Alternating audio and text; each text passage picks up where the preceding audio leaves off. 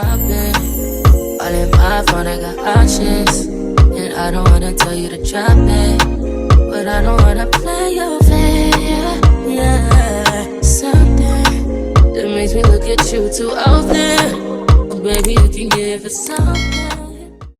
Hey y'all, welcome back to my channel, or welcome if you're new.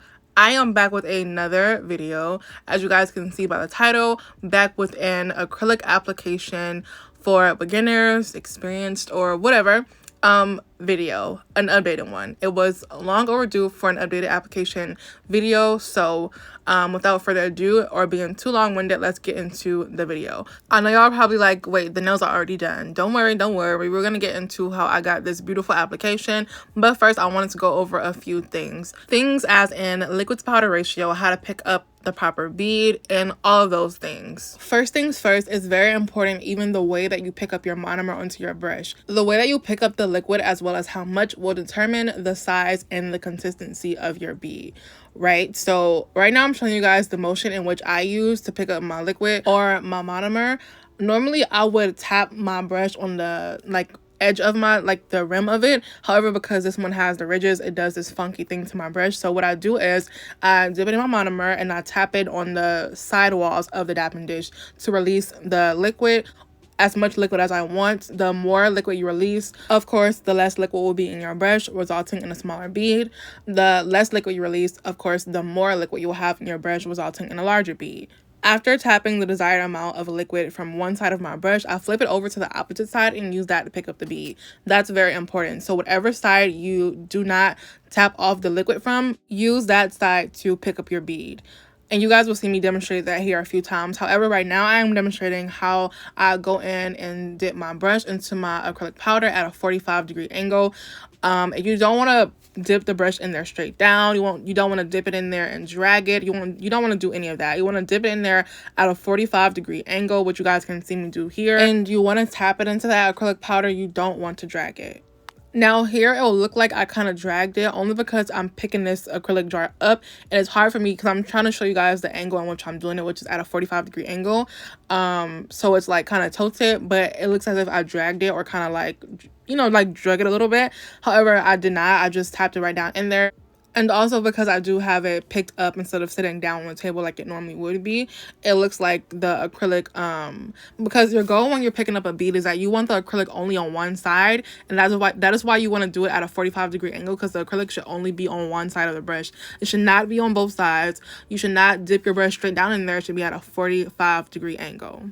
Also, when picking up my beads, I normally tap into the acrylic like 3 times, something like that is good to start off with. So you want to practice with tapping your monomer off your brush, and then you want to practice tapping it into the acrylic at a 45-degree angle a few times. Now, of course, the more you tap into acrylic powder, the more acrylic that will be on your brush, and also, like I said, the more liquid that you release from dipping into the dapping dish with a monomer, the more liquid you release, the less you'll have in your brush, resulting in a smaller bead. And the less liquid you tap off your brush, the more monomer your brush will hold, resulting in a larger bead. What you guys just saw demonstrated in that bead there, I barely tapped any liquid off my bead. I dipped it into the acrylic powder and a few times. Also, the more you tap, like I said, the larger your bead will be. That is how we were able to accomplish that large bead there, the last one there. As well as when you tap into the acrylic powder, holding it there longer as well will result in a larger bead. So right there, I just demonstrated a no-no. You do not want to drag your brush in your acrylic powder. You do not want to drag your brush into your acrylic powder. You want to tap, not drag. As you can see, with dragging the acrylic or the brush in the acrylic, you can see that the bead was inconsistent. It was not a great bead at all. It was on the sides of the brush. It was on the top of the brush. You only want the acrylic to be on one side. As you can see, that bead I just did right there, it was also a no-no. You don't want to dip your brush straight into the acrylic powder. You want to do it at a 45-degree angle. Like I said, again, you will have acrylic on the top of the brush, the sides of the brush. You don't want that. You want the acrylic to be on one side, just like this here. one side only. That will result in a great release from the brush when you're applying your acrylic and just make everything more smoother and easygoing. You can definitely tell the difference in dragging and tapping the brush into the acrylic powder. There with those demonstrations, as well as doing it at a 45-degree angle and holding the brush straight down in there. You do not want to do that. So just a small recap before we move into the next stage. You want to practice dipping your brush into your monomer. You want to practice releasing liquid from your monomer. You want to practice dip, and then when you release it from your brush, you want to flip it over and use the other side to dip it into your acrylic powder. And when you dip it into your acrylic powder, you want to practice at tapping, not dragging, and doing it at a 45-degree angle. All right, moving on, I wanted to talk about brushes. Brushes absolutely 1000% does matter when you are doing acrylic application. It can literally make or break it. So I recommend investing in a good quality brush. This one here I absolutely love and I highly recommend it. Anyone interested in this brush can click Nail House's link in the description below, as well as use my code Portia for savings. So as you guys can see, the tip of that brush is very flat, and I've trained it to be that way, and I'll tell you guys here in a moment why it is important for it to be, or why it works for me and it's important for me for a brush to be flat as a tip. However, the way I train my brush to be flat like that is just how you saw me do a moment ago. Is I take my fingers and I just rub my fingers along the brush after every single application, and I rub it on a paper towel. I do that every single time. I leave it like that and it's ready to go for the next application. Alright, so now that we went over that and how to pick up a proper bead, liquid powder ratio, and all of those kind of things, we're moving into application now, y'all. So I like to place my first bead right where the tip and the natural nail meets. That is where my first bead goes. When you're doing application, you also want to make sure that your brush is somewhat wet or like damp, so that you're able to glide the acrylic down the nail easier and smoother. Every bead that you place down, you want to make sure that it is spread from sidewall to sidewall. Now, I don't have any specific technique like a 2-bead method or anything like that. Since I do super long nails, it is impossible really for me to do like 1 to 2-bead methods for proper structure. So I just go with as many beads as I feel necessary, as well as I suggest you guys do the same and don't fret or try to, you know, be so worried about how many beads, right? So after I place that first bead right where the tip and the natural nail meet, I go ahead right above that one. And the reason why you want to go in with the next bead right above that one is so that we can start creating that apex there. I apply my bead pretty much like right on top of that other one, but not quite. I apply it a little bit above the other one so that we can start creating that hump, which is our apex, right? That makes sense because it's like we're kind of creating a heel, and in order to create a heel, you have to kind of pile, you know, things on top of each other, but we're not piling it directly on top of each other. It's kind of like right above it, but kind of on top of it, if that makes sense. So you're going in with even more acrylic. And another key and trick to creating your apex is that when you, and that goes for all the beads really in general, but especially when we get into that apex area, when you begin applying those apex beads, you do not want to go in and wipe them immediately, because you want it to set a little bit and mold before you begin wiping it away. Because if you do that, you'll wipe all the acrylic you just laid away. So you want to let it sit just for a few seconds and go ahead and mold. And even when you do start swiping, you want to swipe from the bottom of those beads. You never ever want to swipe from the top of your beads, because you'll just wipe it all away, like that whole structure you just laid. Getting into those cuticle beads. Now, when you're placing your cuticle bead, you want to apply it below the cuticle. You never want to apply it directly on the cuticle. You want to apply it below it, and then you want to push it up into the cuticle area, and then you want to swipe from there. But before you begin swiping, just like all of the beads, but especially those apex and cuticle beads, you want to make sure that you are spreading them from sidewall to sidewall. And the way I spread mine from sidewall to sidewall is that you can see, especially in the cuticle area, because my brush is a size 16, it is a little bit larger. I do use like those sides of the brush to kind of like pat it into that cuticle area. Another very important tip when you are working with acrylic is that you want to be gentle, especially when in that cuticle area, because it's very easy to be heavy-handed and kind of like swipe too hard or push too hard, or you know, you want to be very gentle. The acrylic is going to spread regardless. You want to work as smart as possible and let the acrylic work for you, and don't be too stressed about it. That acrylic is going to spread. Just push it up into that cuticle area, let it spread a little bit, make sure it's into those sidewalls, and swipe down. Also, what you guys just saw me do there is how I like to take my brush to swipe the sides of the nail, so that you guys will see me do that like 10 billion times during the application. I like to take my brush and wipe the sides of the nail so that I can keep my shape during the application. You want to work, again, smarter and not harder.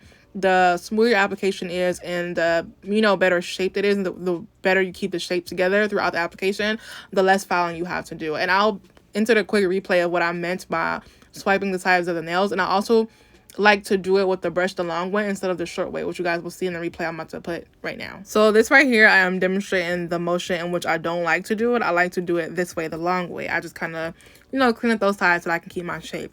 Now, what you guys just also saw me do is I applied my last bead to the pinky, which I don't know if you guys could tell, but it's very important, first of all, to always turn your nails to the side when you're applying your application or the acrylic during your application process, so that you can see where, if there's any dips or anything like that.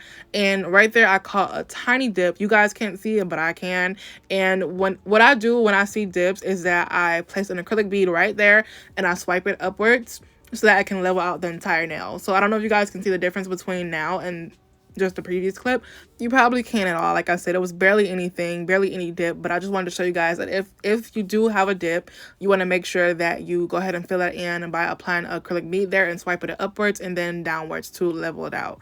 And also, that is important, again, to always turn your nails to the side to see the side view of your structure of your nail, to see if you need to build more or if there's any dips.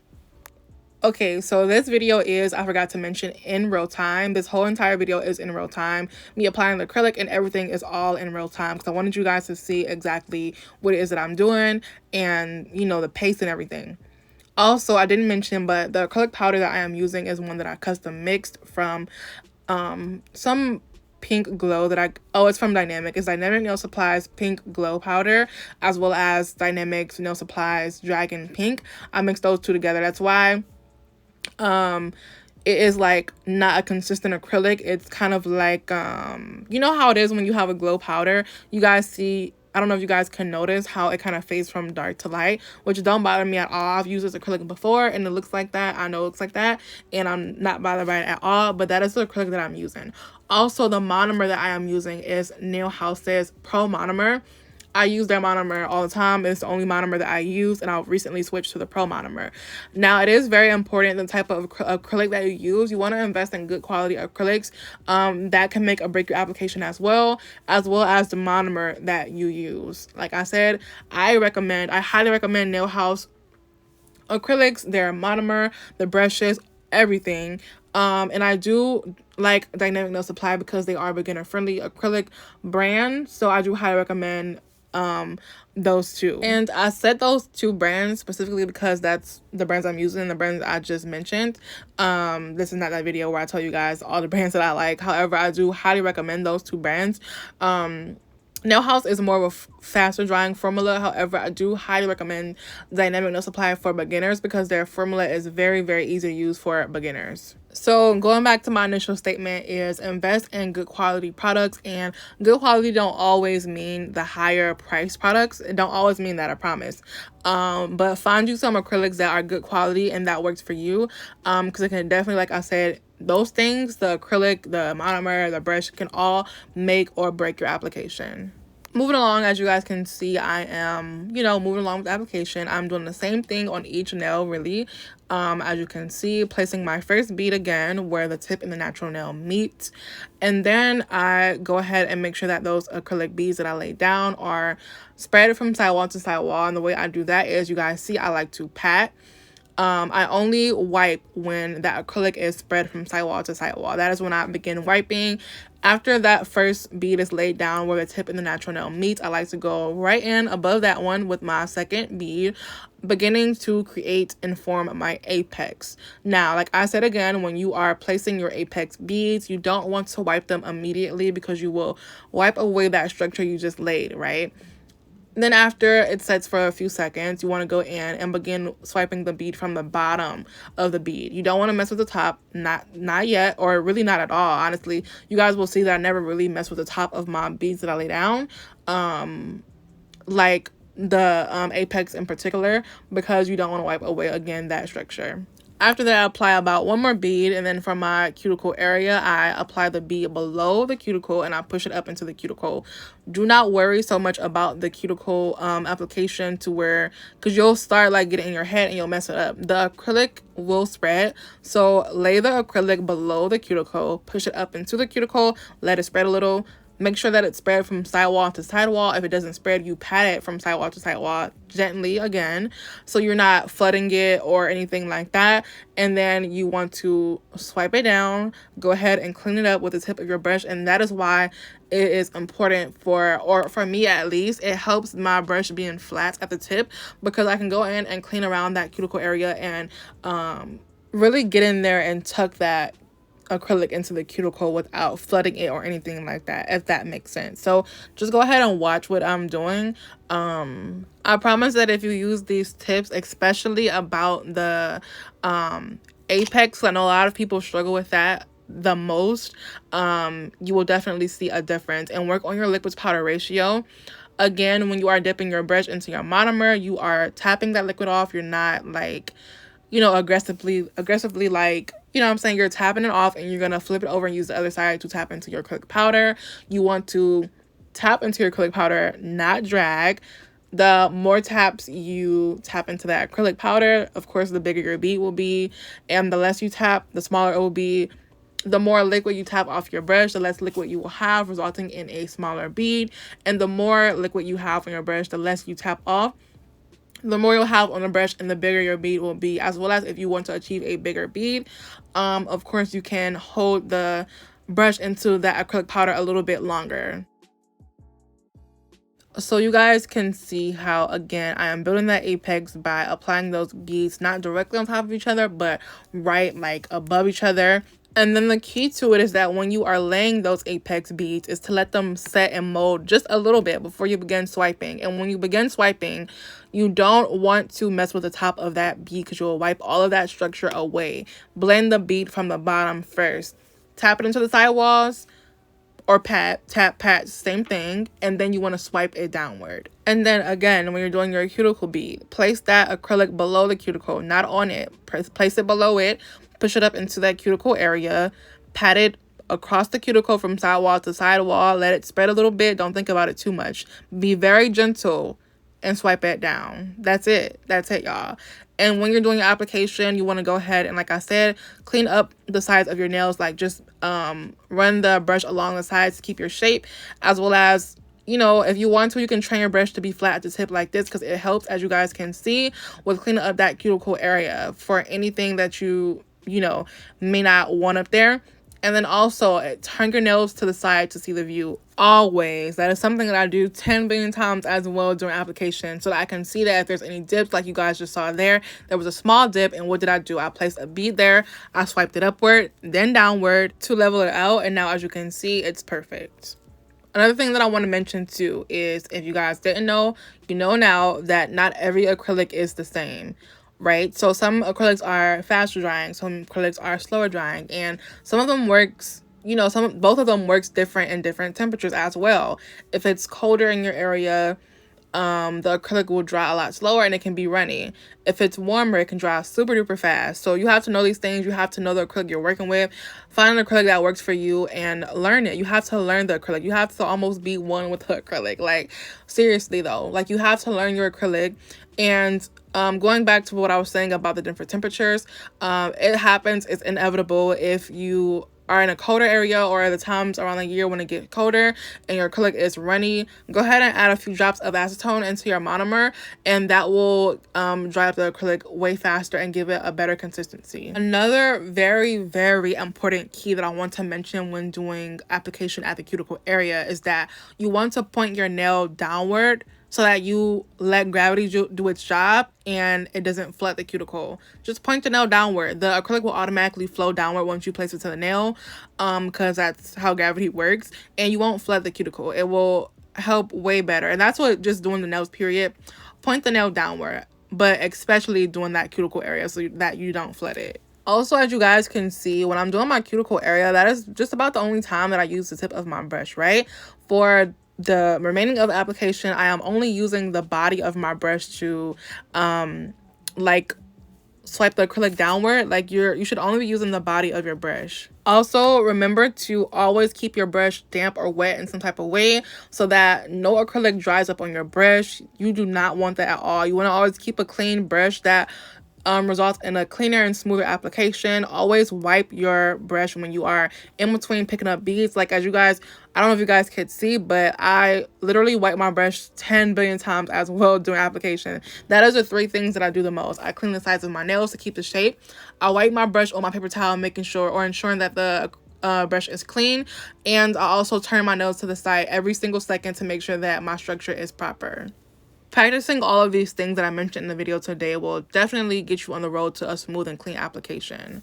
Now, especially the ones with keeping your brush wet, which in turn keep the brush, you know, clean so that the acrylic isn't getting stuck on there and sticky and drying up. And always wiping your brush in between on the paper towel to remove any excess acrylic. Now here I wanted to include and show you guys the way that I clean my brush after the application.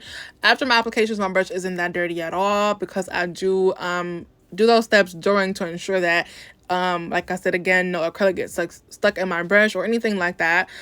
So what I do is I pour monomer into my dapping dish, and then I also pour a little bit of acetone. You want to put more monomer than acetone because acetone isn't really that good. Now this is how I do it.